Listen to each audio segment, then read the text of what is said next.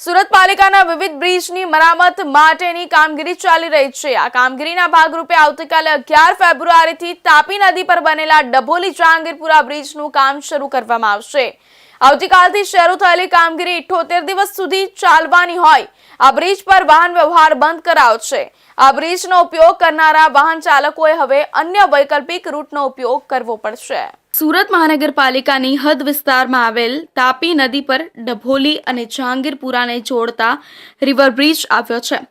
આ પહેલા આ બ્રિજમાં નાના અનેક રિપેરિંગ કરવામાં આવ્યા હતા, પરંતુ બ્રિજના હેલ્થ રિપોર્ટમાં આ બ્રિજને વધુ રિપેરિંગની જરૂરિયાત હોવાનો ઉલ્લેખ કરાયો છે, જેના કારણે રિવર બ્રિજના બંને તરફના વેરિંગ કોટને રિપેરિંગ કરવા માટેનું આયોજન કરાયું છે।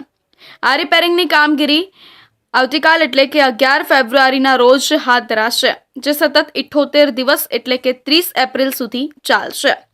બ્રિજના બંને ભાગમાં રિપેરિંગની કામગીરી હાથ ધરવામાં આવનાર હોય અને પાલિકા તંત્રએ આ બ્રિજ પરથી વાહન વ્યવહાર બંધ કરવા માટે એક જાહેરનામું બહાર પાડ્યું છે। આ સાથે પાલિકાએ વૈકલ્પિક રૂટ પણ જાહેર કર્યા છે, તેનો વાહન ચાલકોએ અમલ કરવાનો રહેશે। પાલિકાએ જાહેર નોટિસમાં જણાવ્યું છે કે આ કામગીરી તારીખ 11 ફેબ્રુઆરી 2026 થી તારીખ 30 એપ્રિલ 2026 સુધીના સમયગાળામાં કરવામાં આવનાર છે।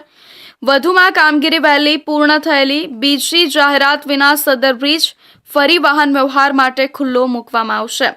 અત્રે ઉલ્લેખનીય છે કે આ જાહેરનામાના ભંગ બદલ શિક્ષાત્મક પગલાં લેવામાં આવશે। આપણે સૌ જાણીએ છીએ કે સુરત શહેર એ બ્રિજ સિટી તરીકે ઓળખાય છે। આપણે આજે જે છે આ બ્રિજ જહાંગીરપુરા અને ડભોલી બ્રિજ વિસ્તારને જોડતો આ બ્રિજ છે, જે બ્રિજનું લોકાર્પણ 2011ના વર્ષમાં ભારતીય જનતા પાર્ટીના શાસકો દ્વારા કરવામાં આવ્યું હતું અને સુરત શહેરને એક નવું નજરાણું આપવામાં આવ્યું હતું, પરંતુ 15 વર્ષના સમયગાળો વીત્યા પછી આ બ્રિજને સમારકામની જરૂરિયાત હોય અને ભારતીય જનતા પાર્ટી અને સુરત મહાનગરપાલિકાની જવાબદારી છે કે સુરત શહેરીજનોને એક સલામતી ભર્યું પ્રકલ્પ આપવામાં આવે, સાથે સાથે વિકાસ પણ કરવામાં આવે, જેથી કરીને આવતીકાલ એટલે કે 11 ફેબ્રુઆરી 2024 થી 78 દિવસ માટે આ બ્રિજ બંધ કરવામાં જઈ રહ્યા છે। આ બ્રિજ બંધ કરવાથી ઘણા રાહદારીઓ અને વાહન ચાલકોને હાલાકીનો સામનો કરવો પડશે, પરંતુ સમારકામની જરૂરિયાત હોય અને સલામતી એ આપણું પ્રાથમિકતા હોય। આ બ્રિજને સમારકામ કરીને ફરીથી એપ્રિલ મહિનામાં સારી રીતે સારો બ્રિજને આપણે લોકાર્પિત કરીશું। પાલિકાએ જાહેર કરેલા ડાયવર્ઝન રૂટની વાત કરીએ તો આ બ્રિજ બંધ રહેશે તે સમયગાળા દરમિયાન રાંદેર અડાજણ તરફથી ડભોલી તરફ જવા માટે રામનગર 4 રસ્તાથી જમણી તરફ વિયરકમ કોઝવે થઈ બર્ડ ચોકથી ડાબી તરફ વાયા ડીમાર્ટ કોઝવે લિંક રોડથી ડભોલી જઈ શકાશે।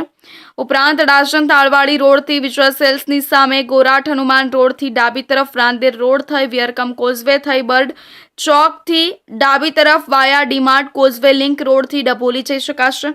અડાજણ પાટિયાથી ચંદ્રશેખર આઝાદ રિવર બ્રિજની બાજુમાં આવેલ રસ્તે થઈ ન્યૂ રાંદેર રોડ રસ્તેથી વિયરકમ કોઝવે થઈ બ્રડ ચોકથી ડાબી તરફ વાયા ડીમાર્ટ કોઝવે લિંક રોડથી ડભોલી જઈ શકાશે અને આ સમયગાળા દરમિયાન અડાજણ પાટિયાથી ચંદ્રશેખર આઝાદ રિવર બ્રિજ ઉતરી વેડ દરવાજા જંકશનથી ડાબી તરફના રસ્તે થઈ ડભોલી જઈ શકાશે।